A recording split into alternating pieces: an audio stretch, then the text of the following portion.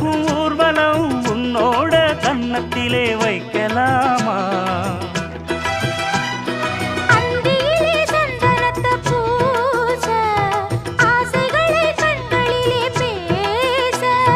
சேலையிலே நீ விசிறி வீச காலையிலே பார்த்த கண்ணு கூச என்ன சுகமோ எப்ப வருமோ என்னென்னவோ பண்ணுதையா